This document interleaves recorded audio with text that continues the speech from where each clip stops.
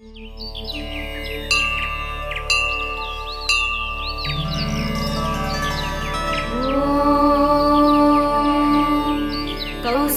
सुप्रजा रामपूर्वा सन्ध्या प्रवर्तते। उत्तिष्ठ नरशार्दूल कर्तव्यं दैवमानिकम्। कौसल्या सुप्रजा रामपूर्वा सन्ध्या प्रवर्तते। उत्तिष्ठ नरशार्दूल कर्तव्यं दैवमानिकम्। उत्तिष्ठोत्तिष्ठ गोविन्द उत्तिष्ठ गरुडध्वज। उत्तिष्ठ कमलाकान्त त्रैलोक्यं मङ्गलं कुरु। उत्तिष्ठोत्तिष्ठ गोविन्द उत्तिष्ठ गरुडध्वज। उत्तिष्ठ कमलाकान्त त्रैलोक्यं मङ्गलं कुरु। मातः समस्त जगदां मधुकैटभारे। वक्षो विहारिणि मनोहर दिव्यमूर्ते। श्रीस्वामि निःश्रित जनप्रिय दानशीले। श्रीवेङ्कटेश दयिते तव सुप्रभातम्। मातः समस्त जगदां मधुकैटभारे। वक्षो विहारिणि मनोहर दिव्यमूर्ते। श्रीस्वामि निःश्रित जनप्रिय दानशीले। श्रीवेङ्कटेश दयिते तव सुप्रभातम्।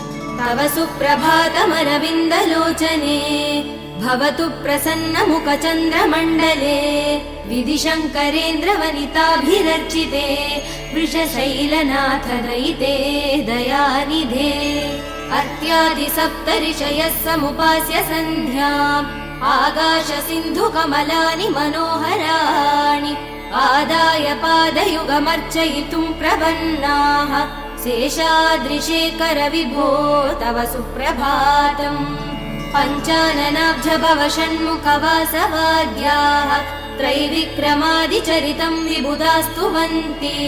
भाषापतिः पठति वासरशुद्धिमारात्। शेषाद्रिशेखर विभो तव सुप्रभातम्। ईषत् प्रफुल्ल सरसीरुहनारिकेल भूगद्रुमादिसु मनोहर पालिकानाम्। आवादिमन्दमनिलः सह दिव्यगन्धैः। शेषाद्रिशेखर विभो तव सुप्रभातम्। उन्मील्य नेत्रयुगमुत्तम पञ्चरस्ताः। पात्रावशिष्ट कदलीफलपायसानि। भुक्त्वा सलीलमतकेळि सुखा पठन्ति। शेषाद्रिशेखर विभो तव सुप्रभातम्। तन्त्री प्रकर्ष मधुरस्वनया विपञ्च्या। गायत्यनन्तचरितं तव नारदोऽपि। भाषा समक्रम सकृत्करचार रम्यम्। शेषाद्रिशेखर विभो तव सुप्रभातम्। भृङ्गावली च मकरन्दरसानुवित्त जङ्गारगीत निनतैः सह सेवनाय। निर्यात्युपान्त सरसी कमलोदरेभ्य। शेषाद्रिशेखर विभो तव सुप्रभातम्। योषा गणेन वरदग्नि विमध्यमाने। घोषालयेषु दधिमन्तन तीव्र घोषाः। रोषात् कलिं विदधते ककुपस्य कुम्भाः। शेषाद्रिशेखर विभो तव सुप्रभातम्। पद्मे च मित्र च तपत्र गतालिवर्गाः। हर्तुं श्रियं कुवलयस्य निजाङ्गलक्ष्म्या। भेरी निनादमिव बिभ्रति तीव्रनादम्। शेषाद्रिशेखर विभो तव सुप्रभातम्।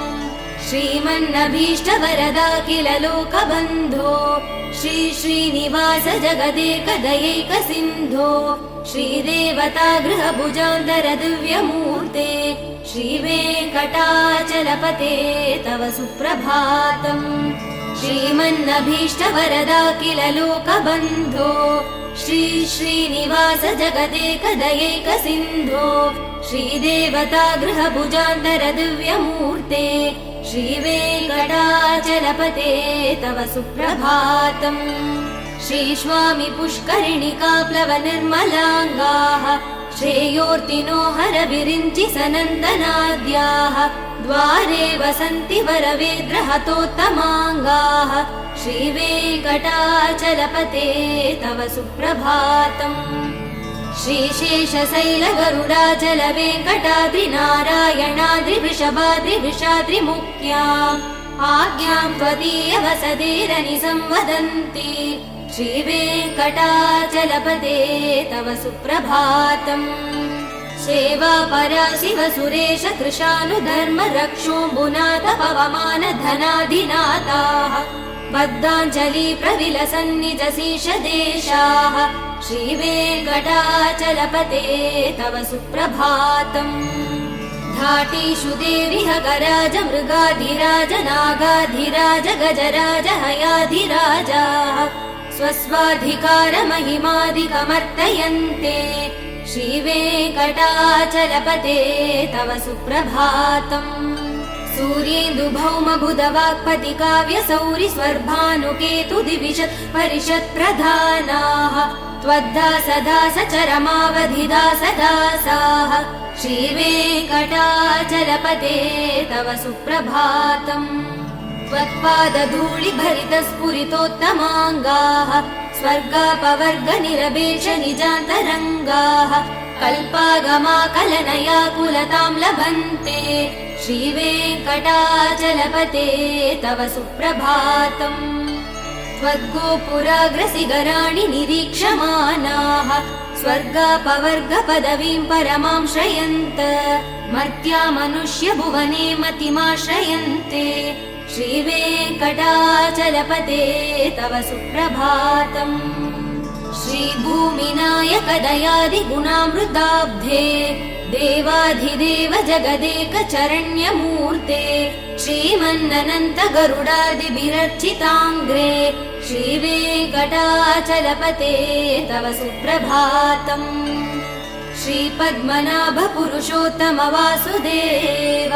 वैकुण्ठ माधव जनार्दन चक्रपाणे श्रीवत्स सिंह चरणागत पारिजात श्रीवेङ्कटाचलपते तव सुप्रभातम् कन्दर्पदर्पहर सुन्दर दिव्यमूर्ते कान्ताकुचाम्बुरुह कुट्मललोल दृष्टे कल्याण निर्मल गुणाकर दिव्यकीर्ते श्रीवेङ्कटाचलपते तव सुप्रभातम् मीनाकृते कमटकोल नृसिंहवर्णिन् स्वामिन् परस्वत तपोधन रामचन्द्र तेषां स राम यदुनन्दन कल्किरूप श्रीवेङ्कटाचलपते तव सुप्रभातम् येलालवङ्ग घनसार सुगन्धितीर्थम् दिव्यं वियत्सरिदि हेम घटेषु पूर्णम् धृत्वाद्य वैदिकसिकामणयः प्रहृष्टाः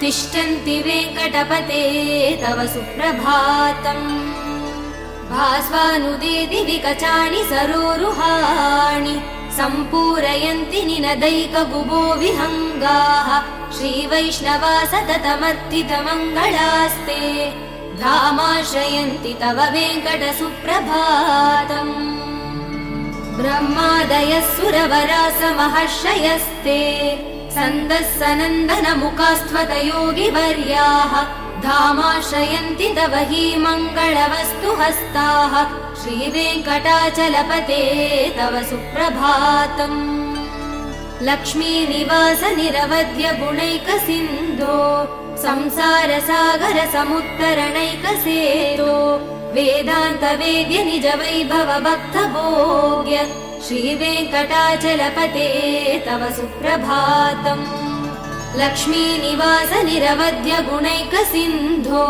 संसार सागर समुत्तरणैकसेतो वेदान्त वेद्य निज वैभव भक्त भोग्य श्रीवेङ्कटाचलपते तव सुप्रभातम् इत्थं वृषाचलपतेरिह सुप्रभातम् ये मानवा प्रतिदिनं पठितुं प्रवृत्ताः तेषां प्रभात समये स्मृतिरङ्गभाजा प्रज्ञा परार्थ सुलभां परमा प्रसूते इत्थं वृषाचलपतेरिह सुप्रभातम् ये मानवा प्रतिदिनं पठितुं प्रवृत्ताः तेषां प्रभात समये स्मृतिरङ्गभाजा प्रज्ञां परार्थ सुलभां परमा प्रसूते।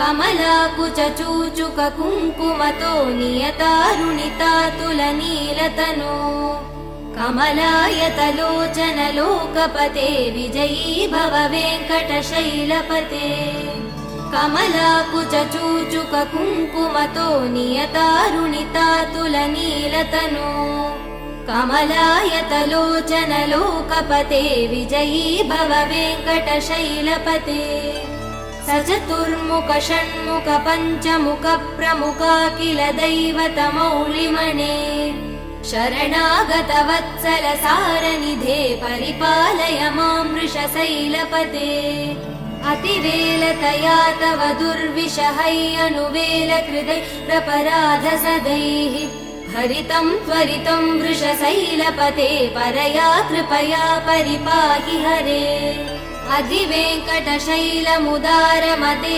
जनताभिमतादिकदानरतात् परदेवदया गदितान् निगमै कमलादयितान् परं कलये कलवेणुरवावसगोपवधू शतकोटिवृतात् स्मरकोटिसमात् प्रतिवल्लविकाभिमदात् सुखदात् वसुदेवसुधान्न परं कलये अभिराम गुणाकरदासरथे जगदेकधनुर्धर धीरमते रघुनायक राम रमेश विभो वरदो भवदेव दया जलते अवनीतनया कमनीयकरं रजनीकरचारुमुकाम्बुरुहं रजनीरजराजतमो मिहिरं महनीयमहं रघुराममये सुमुखं सुहृदं सुलभं सुखदं स्वनुजं च सुखाय ममोघचरम् अपहाय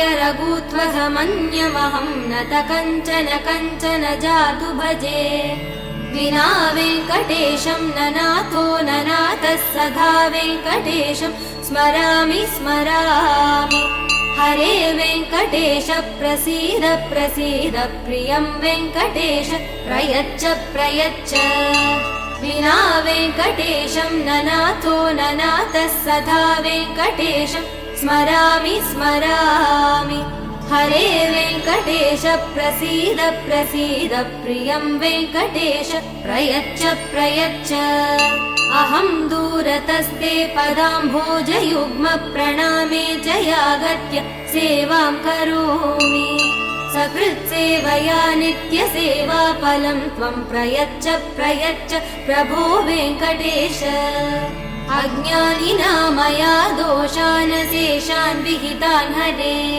क्षमस्व त्वं शेषशैलशिखामणे अज्ञानिना मया दोषान् शेषान् विहितान् हरे क्षमस्व त्वं शेषशैलशिखामणे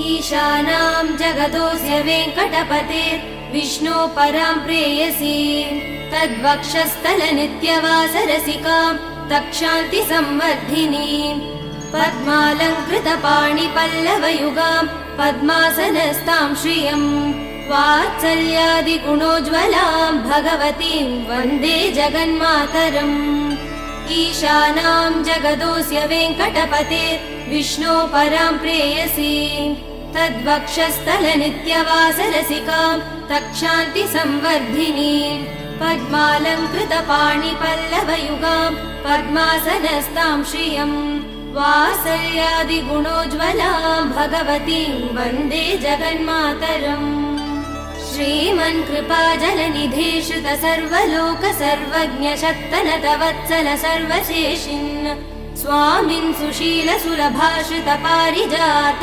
श्रीवेङ्कटेश चरणौ शरणौ प्रपद्ये श्रीमन्कृपाजलनिधे श्रुत सर्वलोक सर्वज्ञ शक्तनतवत्सल सर्वशेषिन् स्वामिन् सुशील सुलभाश्रित पारिजात श्रीवेङ्कटेश चरणौ शरणौ प्रपद्ये आनूपुरार्पित सुजात सुगन्धि पुष्प सौरभ्य सौरभकरौ समसन्निवेशौ सौम्यौ सदानुभवनेऽपि नवानुभाव्यौ श्रीवेङ्कटेश चरणौ शरणौ प्रपद्ये सद्यो विकासि समुदिद्वर सान्द्र राग सौरभ्य निर्भर सरोरुह साम्यवार्ताम् सम्यक्षु साहस बदेश विलेखयन्तौ श्रीवेङ्कटेश चरणौ शरणौ प्रपद्ये रेखामयध्वज सुधा कलशातपत्र वज्राङ्कुशाम्बुरुह कल्पः शङ्खचक्रैः भव्यैरलङ्कृत दलौ परतत्त्वचिह्नैः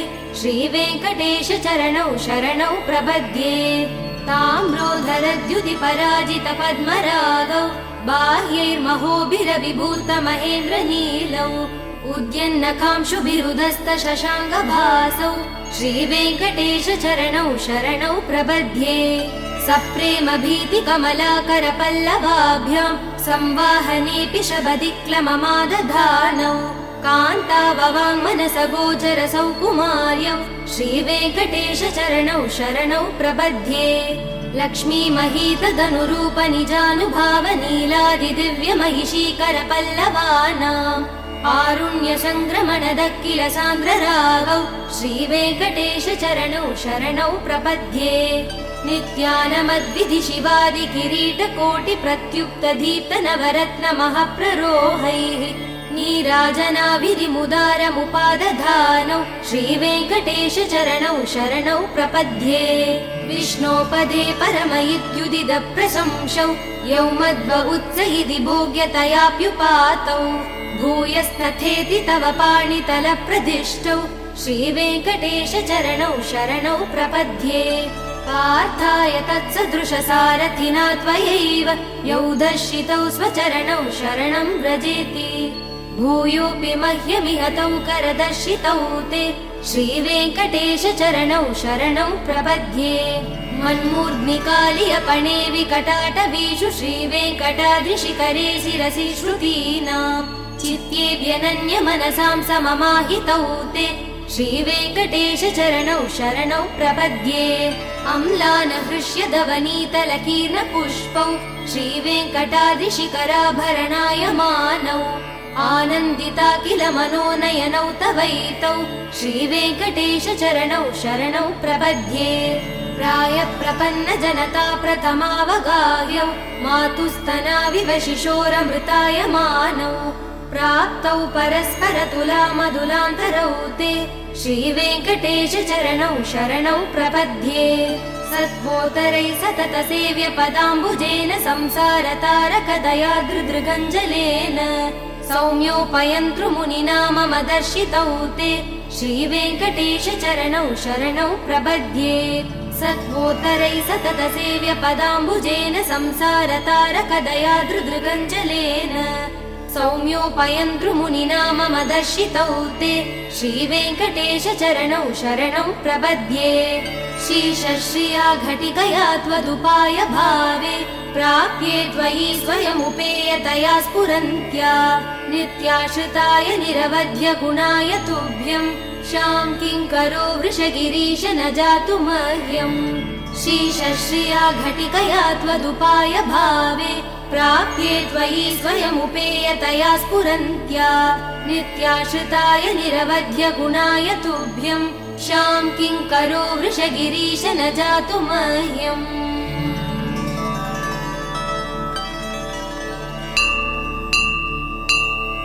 श्रियः कान्ताय कल्याणनिधये निधयेतिनाम् श्रीवेङ्कटनिवासाय श्रीनिवासाय मङ्गलम् श्रियः कान्ताय कल्याणनिधये निधयेतिनाम् श्रीवेङ्कटनिवासाय श्रीनिवासाय मङ्गलम् लक्ष्मी सविभ्रमालोकः सुभ्रू विभ्रम चक्षुषे चक्षुषे सर्वलोकानां वेङ्कटेशाय मङ्गलम् श्रीवेङ्कटाद्रिशृङ्गाग्रमङ्गलाभरणाङ्ग्रये मङ्गलानां निवासाय श्रीनिवासाय मङ्गलम् सर्वावयव सौन्दर्य सम्पदा सर्वचेतसां सदा सम्मोहनायास्तु वेङ्कटेशाय मङ्गलम् नित्याय निरवध्याय सत्यानन्द चिदात्मने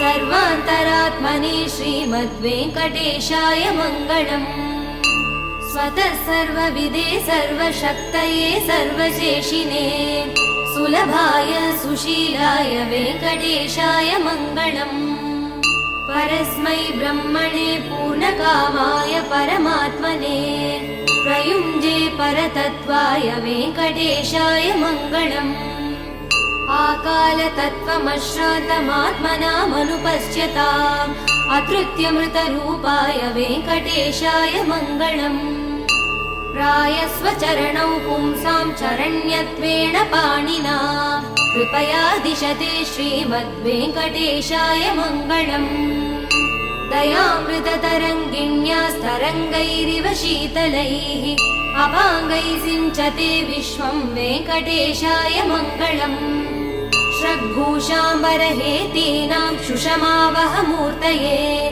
सर्वातिशमनायास्तु वेङ्कटेशाय मङ्गलम् श्रीवैकुण्ठविरक्ताय स्वामि पुष्करिणीतटे रमया रममाणाय वेङ्कटेशाय मङ्गलम् श्रीवैकुण्ठविरक्ताय स्वामि पुष्करिणीतटे रमया रममाणाय वेङ्कटेशाय मङ्गलम् श्रीमत्सुन्दरजामातृमुनिमानसवासिने सर्वलोकनिवासाय श्रीनिवासाय मङ्गलम् मङ्गलाशासनपरैर्मदाचार्यपुरोगमैः सर्वैश्च पूर्वैराचार्यैः सत्कृतायास्तु मङ्गलम्।